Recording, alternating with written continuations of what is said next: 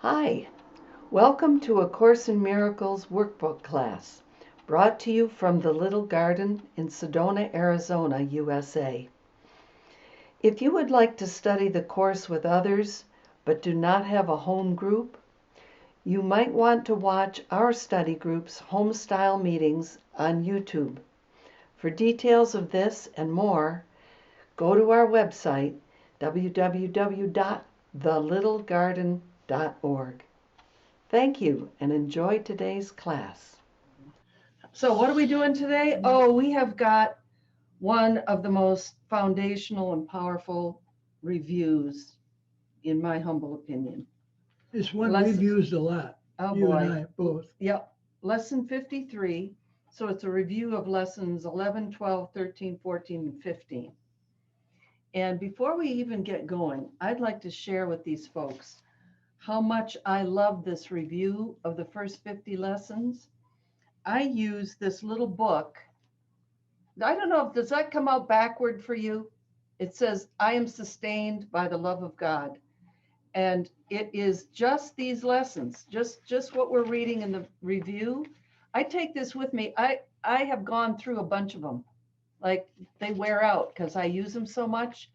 This review is so, it goes so deep into our own minds and we have so much resistance to it, but when we open up to it, the power of it flows through us and it's amazing. I'm going to give you a phone number in case you want to order one of these. It's $3.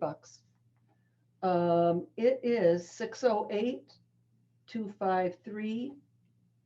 608-253-4622. Well, you can put it in the chat. So, Okay. if you want. Okay. And what you just said about how profound those are, in fact, in the introduction, what he's saying is in these first 50 ideas, we're showing the cohesiveness of this thought system. In other words, everything you need is in this. Right. And there's nothing in it that doesn't belong. Yeah. And these thoughts, it's like they say, I went to the river. If you say I went to the river, it doesn't mean you touched all of the river, but if you touch part of it, Yeah. you've touched all of it. Yeah. And that's what the course is saying. You take one of these thoughts. If you get one of these thoughts, it'll lead to all the other ones. So that's the cohesiveness of the system. Everything that you need is in there, and these ideas are all related. The whole course is, Like you know, that, yeah. I mean, the whole course is like a symphony where every theme relates to every other theme and is in harmony with it. But these lessons, I call today's lesson 53, I call these the meaningless lessons. And it's trying to show us how often our minds are preoccupied with nothing, zero. We're just treading water. So I went back to uh, chapter 18, section 7, where it says, how much, think about how much you spend your mind time on the comfort, protection, and enjoyment of your body. Comfort, protection, and enjoyment of your body. And that makes your body the whole point of your life. Now I say you, but it's me too, right? I mean, all the time. All the time. I changed my towels in the bathroom today and I thought, I'd really like new towels. Blah, blah, blah. How could I get new towels? On and on and on and on. Meaningless. It's meaningless. If I give anything to the Holy Spirit, he'll take care of it. He'll probably show up with new towels for me today. I don't know, but that's the kind of thing that happens when we spend our mind moments on what's meaningful. Right. So let's really get clear about that, because it doesn't mean that these decisions we're making on this level, like should I clean the house today or should I go, it doesn't mean that they're not valuable. No, because that's right. Like it said in the introduction, your goal here is to recognize that this piece is inside of you and that you are everywhere. Yeah. Right? Yeah. So the way the course gets us to see how powerful our decisions are, yeah, is it gets us to see that our real decisions are binary. It's one or the other, but not both. So Am I choosing fear or am I choosing Yeah. love? Right. Am I choosing innocence or am I choosing guilt? Right. Am I trying to get my innocence by making somebody else guilty? When we see that our decisions are binary, Mm-hmm. then we see how powerful they are. Yeah. Because I say, I'm in fear. I don't like to be in fear. Let me choose love. Let me choose forgiveness. And we see an immediate result. Right. And that's what he's trying to get us to see. That's why these first 50 lessons, like just for a minute, just try a little bit and shift your mind by a little bit every Right. moment, shift your mind by a little bit. But it's when our decisions just seem to be stuck on this level, like, Mm-hmm.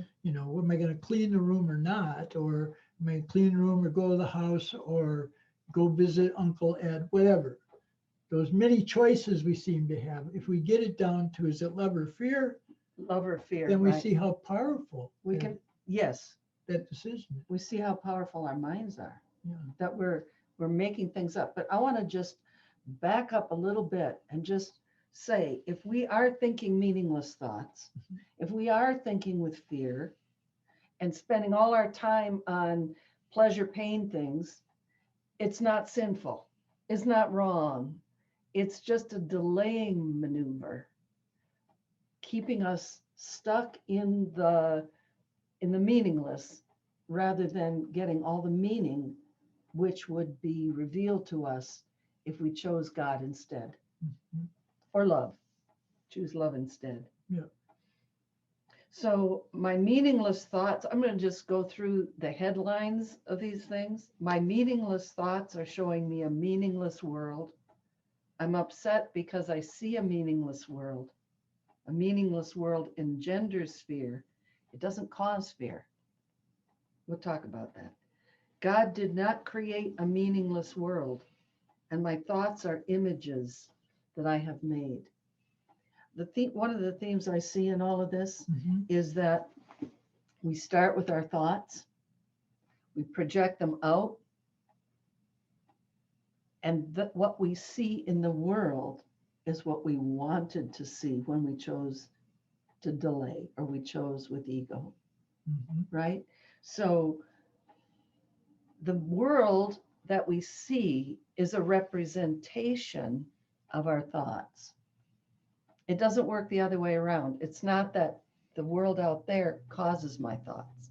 That's what the ego is telling us. The ego is telling us we're powerless, and the world is going to tell you whether you're going to feel comfort, protection, and enjoyment, Mhm.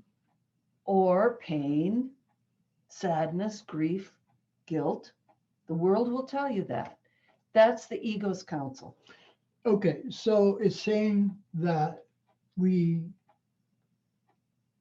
from the ego standpoint, we project Mhm. to get rid of what we don't like within ourselves. Right, We try and see it as happening as somewhere outside. right, But that's not enough to bring us into peace. We have to recognize that I can extend right. love rather, and so the Holy Spirit extends to include, Hmm.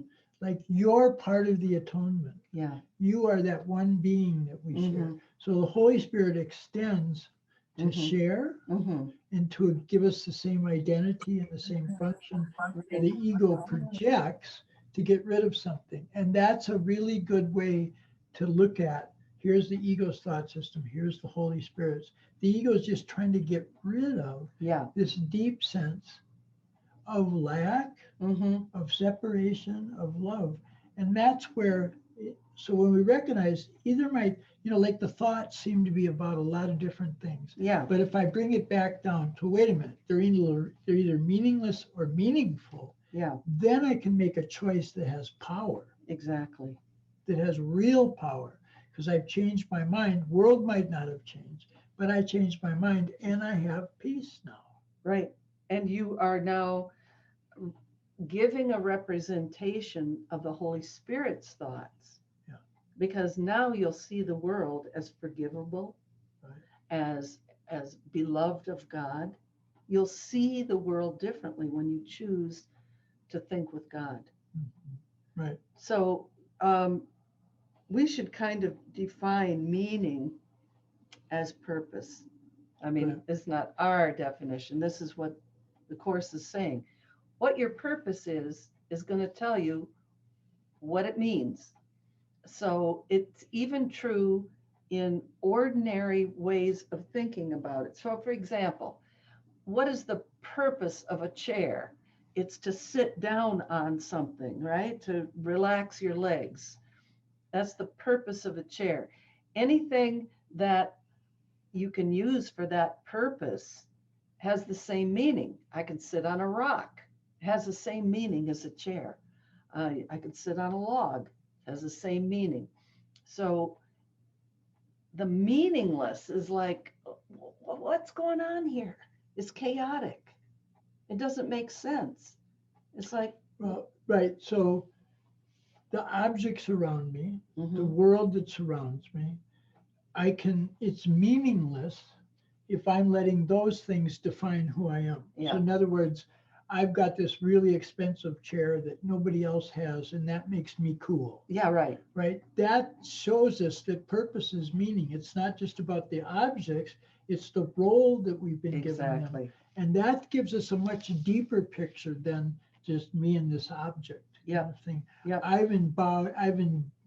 This is the home that I have.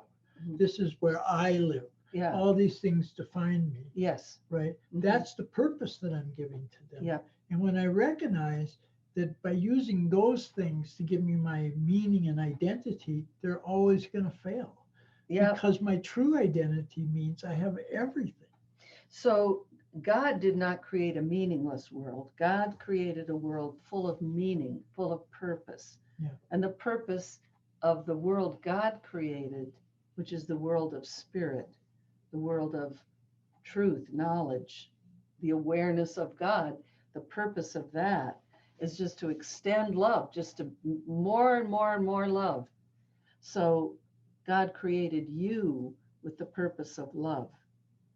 And the extension of love is your life purpose. Yeah. It's like, okay, so what God created is real, and we define reality in the Course as that which is eternal and changeless.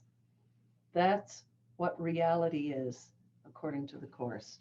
That's, if you can remember that, it will really help making all decisions about how to interpret anything or even how to act.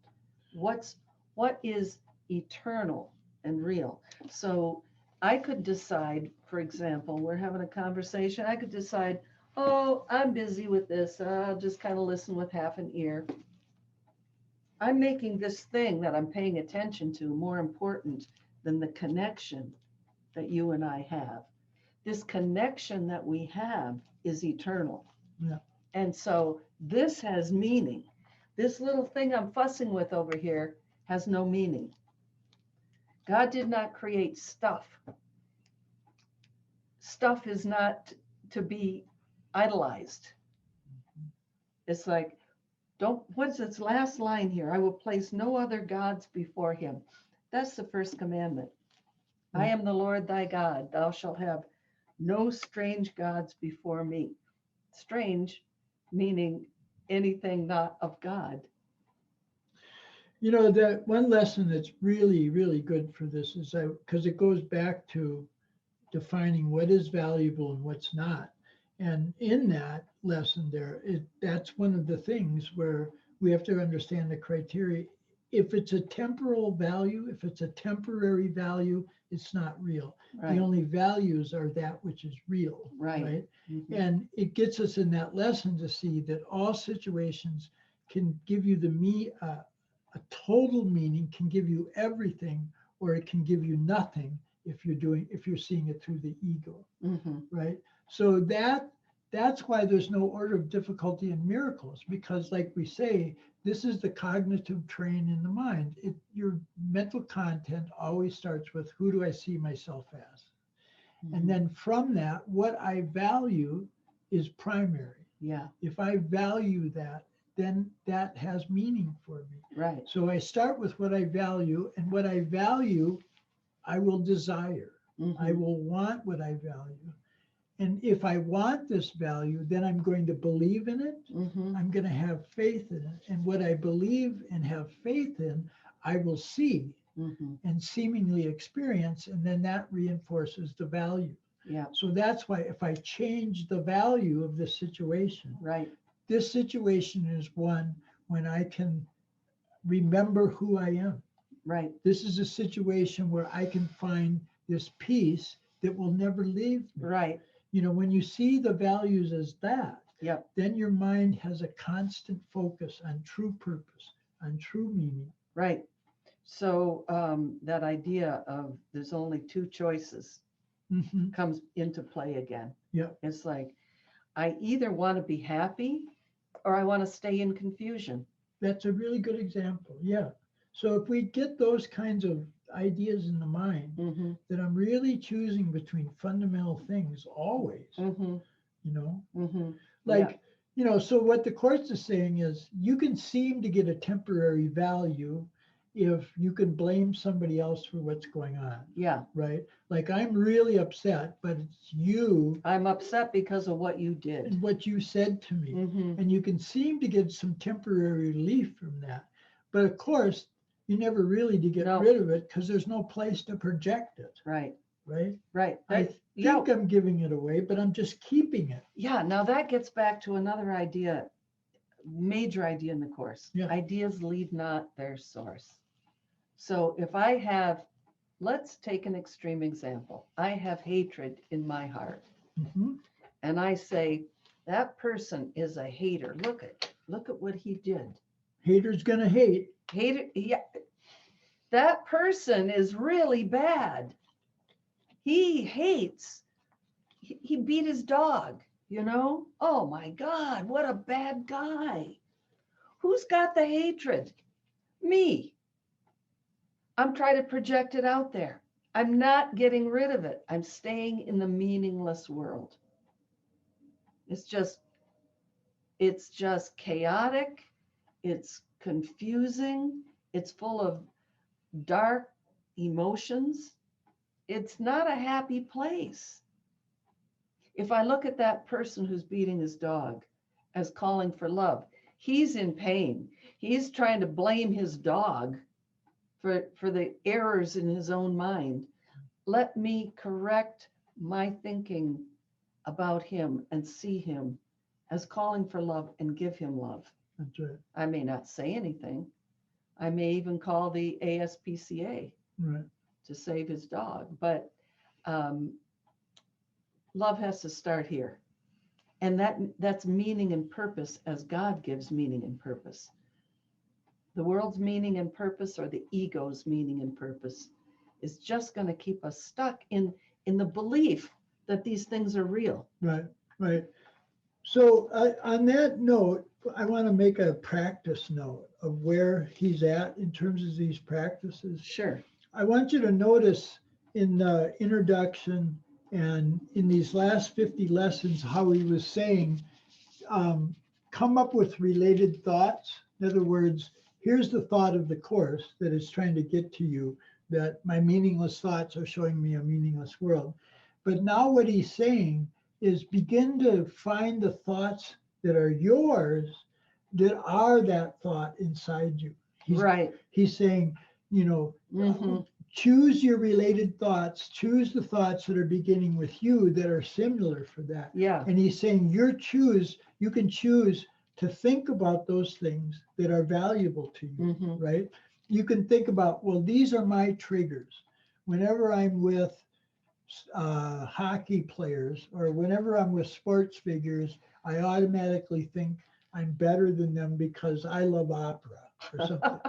You know, you understand your own triggers in that. Right. That's why he's saying you're free to choose, and we're developing this ability to choose another set of thoughts. Yeah. You have that power inside of Right. you, right? Yeah. So that's why he's saying in this practice specifically, like do all 5 of them, but if one of them really jazzes you, then focus on that one.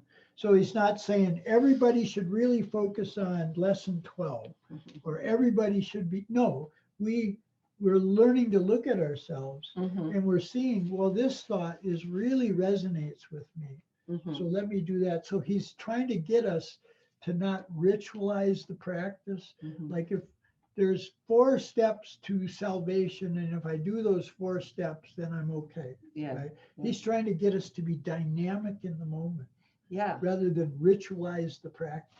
So the introduction you're talking about is the introduction to the first review on page 80. Yeah. And it bears rereading Yeah. because it is telling us things like this. Our individual response to these thoughts is really important. Yeah. We need to own them and put them in our own words. So for myself, you probably noticed instead of meaningless, I use the word confusing. Yeah. You know, it's like confusing and chaotic. That makes sense to me. That speaks to me, and I think it's a pretty good synonym for what he's trying to tell us here.